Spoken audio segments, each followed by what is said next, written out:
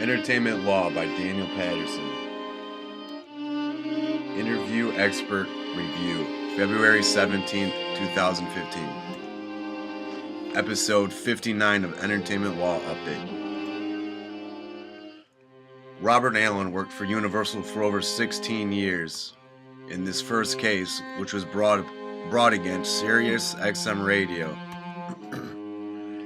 This case was a public performance, which were recordings that were initially brought upon because they thought to be illegally recorded and produced under copyright infringement on Sirius XM Radio. 72 recordings did not have any copyright protection. Services were exploiting recordings and not compensating for them. Ruling by judge was that it was legal to record public performances, and this did not break any laws. Under state laws, each state varies what is protected by copyright law according to each different state.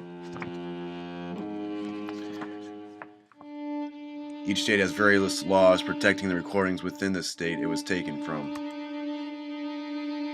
This case is still waiting on reconsideration. Next step was class certification and damages. Case 2 was about Sony computers being hacked into. This was taking place initially in December of 2014. Data was taken, systems shut down. Also offline and unavailable, and unable to work and do business. Aim for Sony's hacks were set on North Korea. After the movie The Interview came out, this was an American comedy about the assassination of North Korea's president, Kim Jong-un.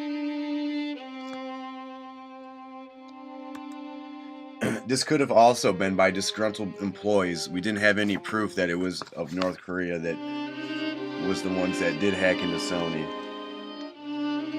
There is also a legal fallout that was over Sony's employees suing over a security breach because of this data hack. There is also 7 different lawsuits related to confidentiality because of this Sony hack. Thoughts? Could Sony have insurance to cover the movie not being released on time, as in theaters as planned? Possibly. Sony had lost over $30 million because this movie was not released in theaters as it had planned.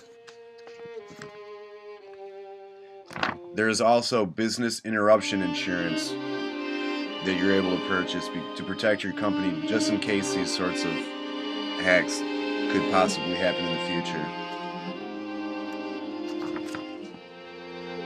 This movie called The Interview will soon be available on Netflix as well as YouTube, which will make up for some of the lost revenue not being shown in theaters.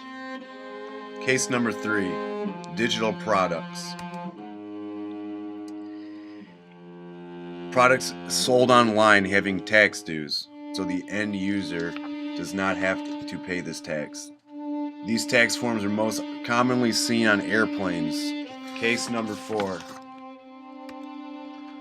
Google receives DMCM takeover.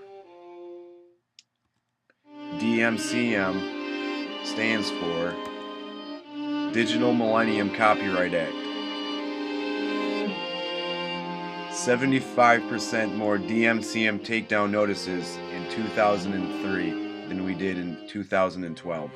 We had more than 345 million infringing of links cases per week reported. That is 11 million takedowns per week. 80% of YouTube track is out of the US. The UK is the #1 requester of YouTube in the world. YouTube Music key lets you have access to music as well.